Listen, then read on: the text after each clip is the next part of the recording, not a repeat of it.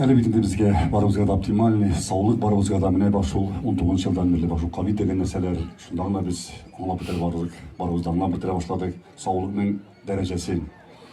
Çünkü sağlıklar bu Allah'a şükür turmuş teyemlerin bara. Şuna göre hürmetli dostlar, hürmetli yaktaşlar, yani duz yaşarak gerek, tuğanlıkla bile beşerek gerek. Çünkü bu dünyada biz barımızda konakına kim bir Allah'ına bile irtaya nerse bulaşadır.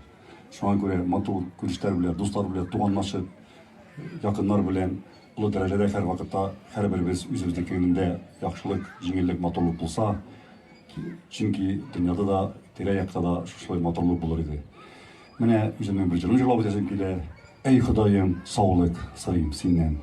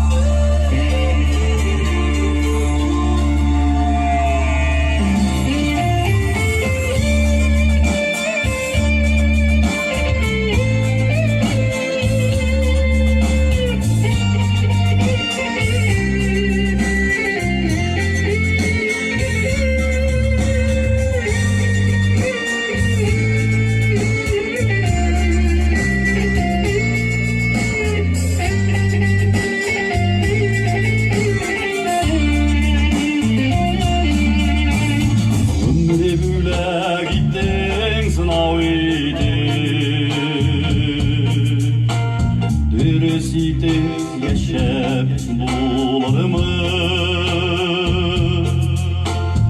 uygan maksatlarım üdelerimi sınıla bükülürge bağlarımı ey Xudayım sağlık serim sinden olurdun namı kuvar ömrü bilsen Rabbim sağlık amin kirlik eşi susuz yüzgenimi ne başlayayım sağlık hayatıyım yüzüne karab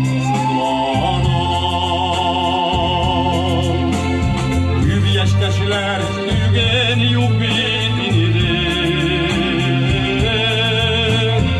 yüklenlerini sağınıp mırlana ey Xudayım sağlık serin size olardın namı kuvar şaktüge ömrünü bir sen Rabbim sağlık amin şiirlik eşi sonsuz iskendim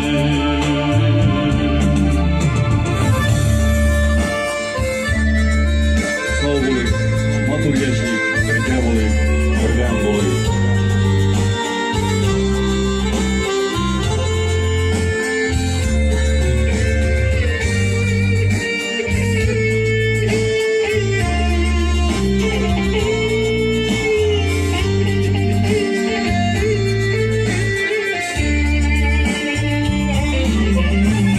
Tuğanlarım, varlık dostlarıma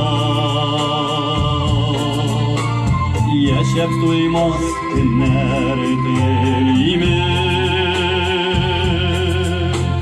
şu günlerden uzun yıllar birgeleşip matur yaşayalım